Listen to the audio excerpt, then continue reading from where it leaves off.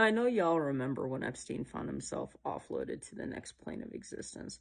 I've said for years, ever since that happened, that I believe that the Orange Menace was the one responsible for it, and I believe that for a couple of reasons. The first of which is he and Epstein made no effort at all to hide that they were BFFs over the duration of like their entire relationship. There's plenty of information out there about that, so you can find all that.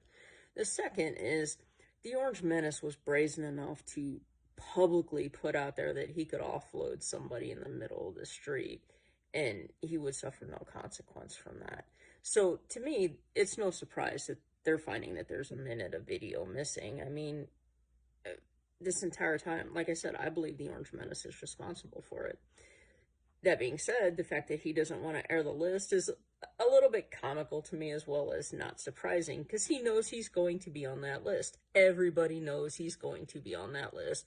He was Epstein's BFF, for crying out loud. He's on the list. At this point, the Orange Menace has to be freaking out, because nothing, and I mean nothing, can happen to Giselle Maxwell.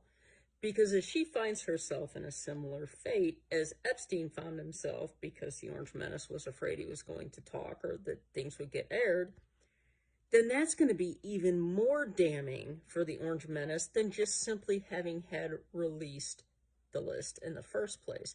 Because then not only is it like just outright, you know he's guilty, but then you can tie him to Epstein as well. So literally, nothing can happen to Giselle Maxwell, because if it does,